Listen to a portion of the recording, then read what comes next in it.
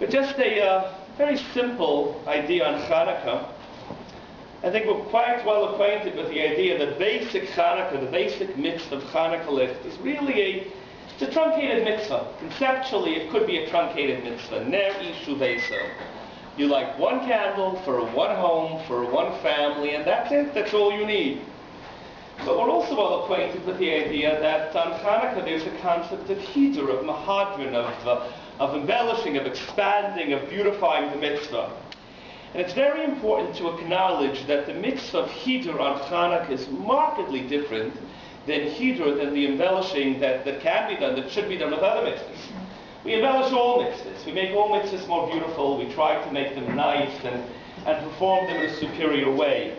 But when it comes to Chanukah, we really go the extra mile. And so, for example, you take lulav on Sukkot, but when you go ahead and you shake it more than you really have to, the basic mitzvah is taking the lulav.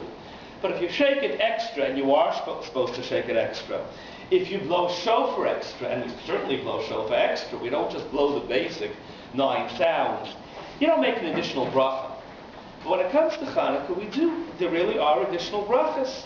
So, for example, all the members of the household light. In most homes, it's not just one member of the household light. The accepted minhag now, for most of us, Ashkenaz, but really most of the world at this point, is that all members of the household light and make individual brachas. Strictly speaking, you don't have to do that. But we do it anyway, and not only do we do it, we make a bracha. Brisker Rav takes note, extraordinary Brisker Rav, very important Brisker Rav, actually a very well-developed Brisker Rav, takes note of the amount of effort we put into Chanukah. He points out that classically speaking, hidur mitzvah, beautifying a mitzvah, is ad shlish. You add a third. That means there's a basic esrog available to buy. It's $40. You buy an esrog that's a little bit more expensive, a third more. You're not going to spend double or triple or quadruple. But he says when it comes to Chanukah licht, when it comes to Ner Chanukah, we go far beyond that. So, of course, the first night we'll light 1, and the second night we'll light 2, and 3, and 4, all the way up to 8. That's far more than basic Chanukah licht. Basic Chanukah licht is Ner ish ubeso.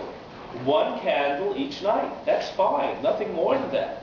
You want to go ahead and be most of the whole, if you want to add candles each night, that's good, it's nice. But that's a hidur. And this hidur goes far beyond the parameters of normal hidur. Normal hidur means you add a third. Here you're adding much more than that. You're adding 700%. It's far beyond the parameters. So something is very different here.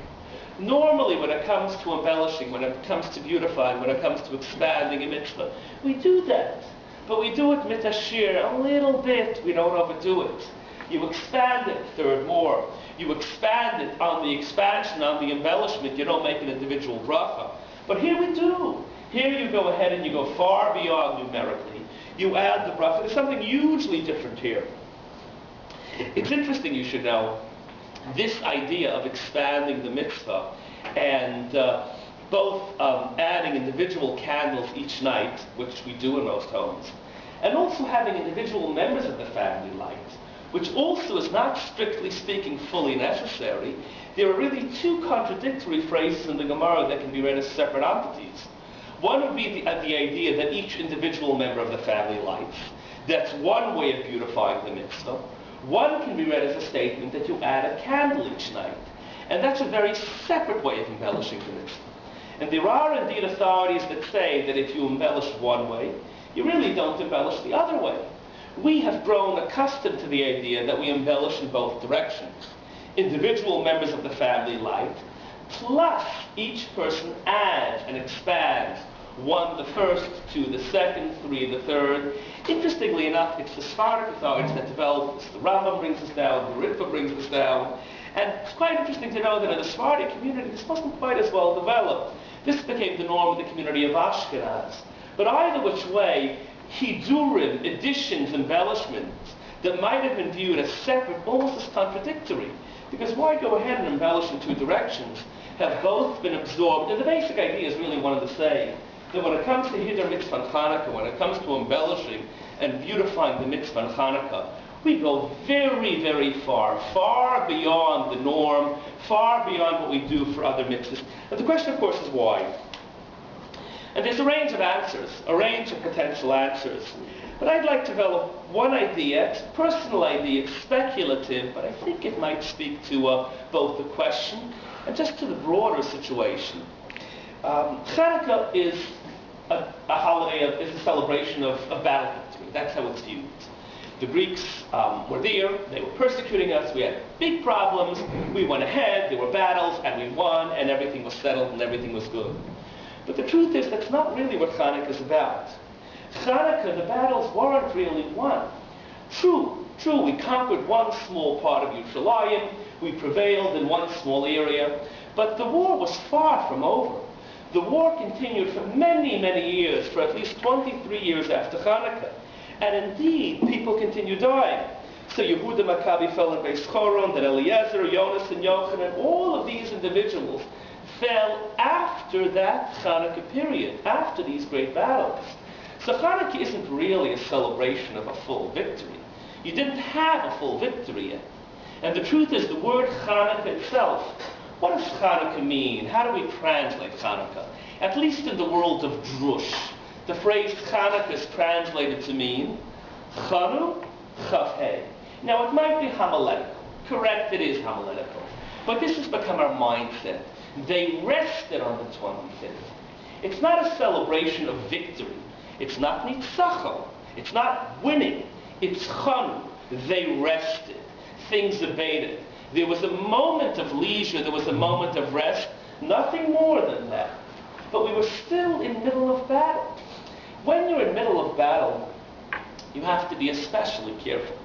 If you've won, if accounts have been settled, if there's no more persecution, if you control the land, perhaps then you can sit back and rest on your laurels and let things be the way they are.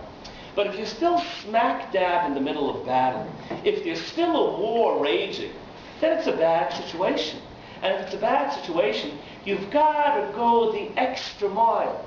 And so perhaps the reason Hidurim, the reason embellishments, the reason extensions and beautifications are such an important part of Chanukah when they're not added this way to other mitzvahs and other Yom Tovim is precisely because Chanukah was not a full victory. It's not Pesach. We weren't out of Egypt. It's not Torah. We weren't really saved. The issue wasn't completely dealt with. The danger was still there. And so we add more. There's a wonderful story that Yitzchak Mirsky brings down that puts this in perspective. A beautiful story. It's about a shtetli, a simple Jew who lives in a small town, who goes into the Svarim store and wants a siddur. And the man behind the counter gives him a basic siddur because for him that should suffice. And he says, no, I want a big siddur.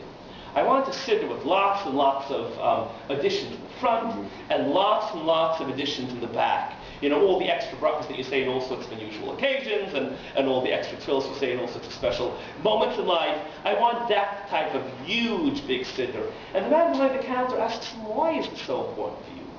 And he answers quite simply. He says, I'm not going to say these things. I don't know how to read these things. These things are not going to be part of my life. But I'm afraid. I've bought this siddur for life. And I know that during my travels, pages are going to fall out. Pages from the beginning are going to fall out. Pages from the end are going to fall out. So if I have a siddur with some embellishments, I have a siddur with a little bit of extra, I know that at least the core is going to remain. And I think that this applies to our situation. In a moment of battle and crisis, when there are all sorts of challenges, you can't just go ahead and have a basic mitzvah. Because there are such challenges, you have to be cognizant of the fact that the mitzvah is going to be challenged. Some details, some particulars are going to fall by the wayside. In a moment like that, you need a mitzvah with some extra embellishment. A little bit of embellishment in the beginning, a little bit of embellishment in the end. And by doing that, even if the embellishments fall away, the core mitzvah is going to remain with you.